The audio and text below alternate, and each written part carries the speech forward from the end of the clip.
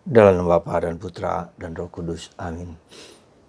Puji syukur kami aturkan kepadamu ya Bapa, bahwa Engkau berbicara kepada kami tidak hanya lewat spektakuler, pengalaman-pengalaman yang luar biasa, pengalaman-pengalaman yang menggelegar, yang hebat, tetapi justru di dalam keheningan, kesunyian, kami mengenal dan mengalami kehadiran-Mu. Sehingga kami dipanggil untuk mewartakan Kristus dimanapun kami berada. Kami belajar dari Nabi Elia ya Tuhan, yang hari ini mengalami Engkau di dalam keheningan dan kesunyian. Terpujilah namamu kini dan sepanjang segala masa. Amin. Para saudara-saudariku yang terkasih dalam Kristus, dalam bacaan pertama dari kitab Raja-Raja yang pertama, kita akan mendengar bagaimana Nabi Elia mengalami Allah. Ya. Kita tahu bagaimana itu terjadi. Ketika Elia sudah mengalahkan nabi-nabi palsu Baal dan dibunuhnya di Gunung Karmel, kurang lebih 450 nabi palsu. Lalu Yezebel yang mendukung nabi-nabi palsu, nabi Baal ini mengancam Elia, kalau tidak kamu akan kubunuh. Lalu apa yang terjadi? Elia begitu takut, begitu tadinya begitu gagah berani, begitu luar biasa. Tanpa takut, aku seorang diri dan semua orang percaya kepada Tuhan lewat korban yang berasal dihancur leburkan berdasarkan api dari surga. Tapi berhadapan dengan Yezebel, Elia takut, dia lari, lalu dia tidur, dia frustrasi, seolah-olah hanya dia sendiri. Ya, dia kecewa, dia marah. Ya. Lalu dia tidur, lalu dibangunkan oleh malaikat, dikasih makan lagi, dibangunkan 3 kali dan seterusnya sampai kemudian Tuhan menghibur juga dia. Lalu dia harus pergi, dikasih makan oleh burung-burung gagak di situ. Dia frustrasi karena diancam karena mau dibunuh. Dan dia diarahkan minta ke Gunung Sinai, yaitu Gunung Horeb.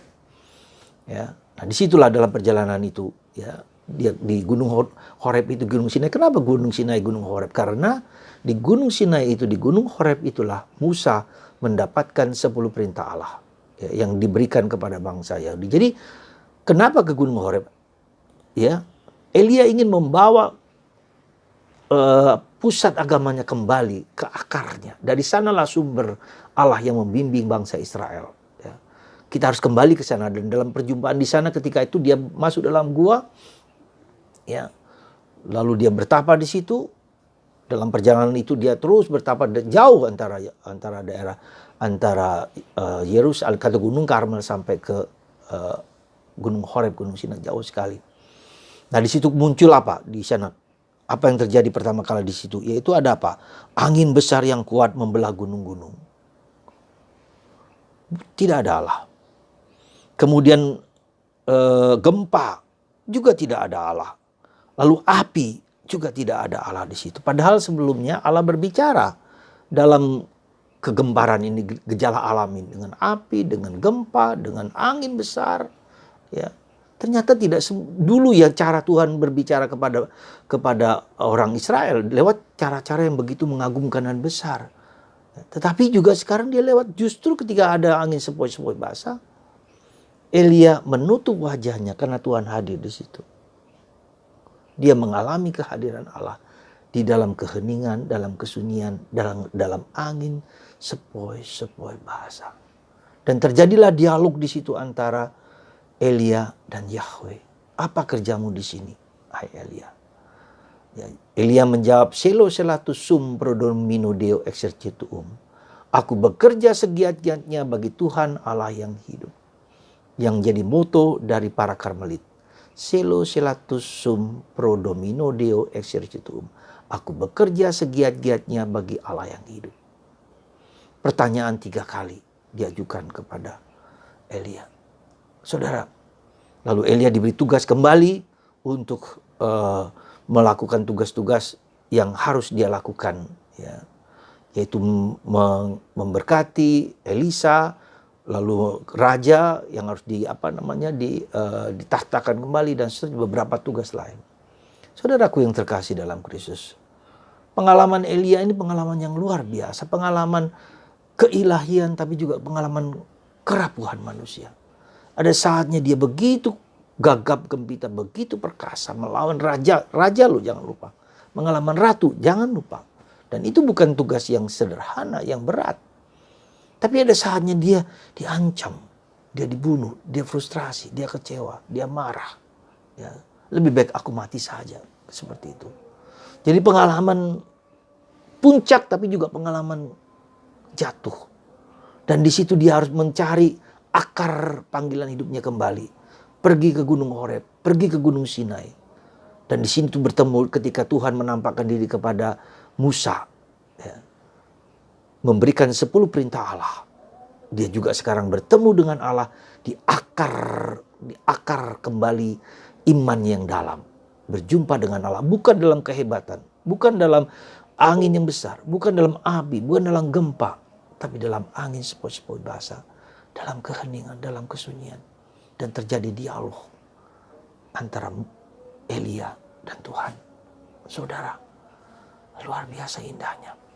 Ini menjadi model bagi kami para karmelit untuk menghayati kerasulan kami, untuk menghayati hidup kami.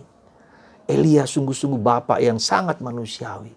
Luar biasa manusia. Ada saat-saatnya kita juga frustrasi, ada saat-saatnya kita juga kecewa, ada saat-saatnya juga kita marah dalam pelayanan kita. Seperti tidak ada orang yang memperhatikan aku. Seperti itulah Elia. Semua seperti itu. Ada malam gelap, ada kesunyian, ada ketidakpastian, ada keraguan, ada kekecewaan. Mau mati sajalah, aku mau keluar sajalah. Katakanlah seperti itu, pengalaman-pengalaman ditinggalkan oleh Allah. Dan itu nanti dengan sangat bagus sekali dilukiskan oleh Santo Yohanes dari salib. Bahwa mendaki gunung Tuhan, kita harus mengalami salib, mengalami malam gelap, malam dan gelap, dark night. Di mana kita tidak bersandar pada kehebatanku, ya, tapi pada kerapuhanku. Di saat detik zero inilah Tuhan datang ketika kita tidak mengagungkan kehebatan kita. Mengandalkan kepada Tuhan. Akar di Gunung Sinai. Disitulah Tuhan menyatakan kehendaknya kepada Musa. Sekarang menyatakan kehendaknya kepada Elia di Gunung Sinai. Tuhan memberikan. Seperti pengalaman dari Abraham. Ketika dia mengorbankan Ishak. Ya. Ketika Abraham mau mengorbankan Ishak. Tuhan mengatakan jangan stop. Ya. Lalu kemudian Tuhan memberikan apa? Anak domba. Sebagai korban, sebagai ganti. Dan Tuhan mengatakan di tempat itulah Tuhan menyediakan, mempersiapkan. Ya. Di gunung itu. Ya. Nah Tuhan menyediakan apa? Anaknya di gunung Kalvari. Anaknya sendiri. Ya. Ketika Abraham tidak jadi membunuh Ishak sebagai korban. Tapi Tuhan mengizinkan memberikan anaknya menjadi korban. Menyembuhkan kita semua, membebaskan kita semua. Dan itulah di gunung Tuhan disediakan oleh Tuhan. Di gunung Kalvari, di gunung Golgota, Tuhan menyediakan anaknya untuk memberikan keselamatan kepada kita. Luar biasa. Luar biasa saudaraku terkasih. Maka itulah kita harus bersyukur, bergembira selalu ya, supaya kita memiliki apa yang kita sebut suatu radikalisme ya, di dalam iman kita, keyakinan kita, kekuatan kita.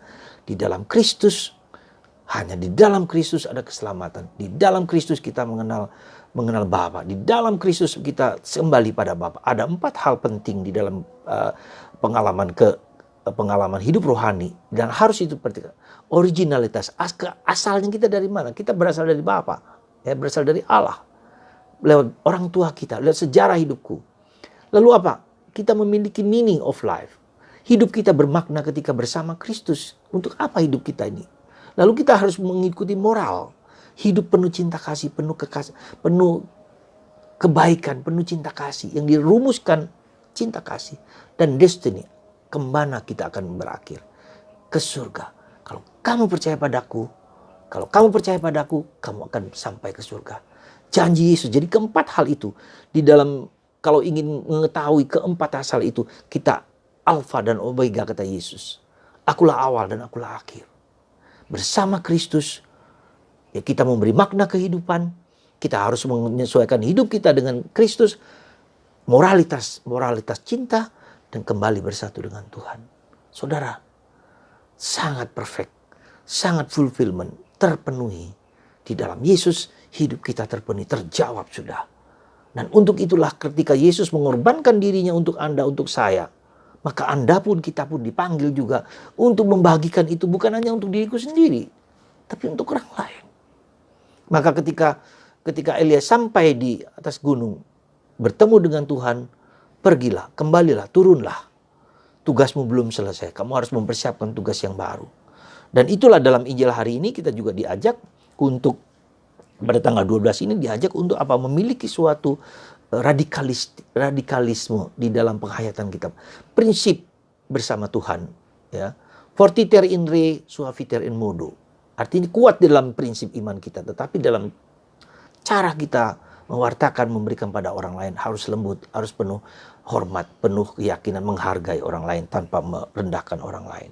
Dan itulah dalam bacaan Injil Matius hari ini, yaitu bahwa kita harus memiliki, bukan hanya tidak melakukan perbuatan-perbuatan jahat, atau tidak membunuh, atau tidak berzina dalam tanda petik, memandang wanita dengan penuh nafsu pun itu sudah berzina.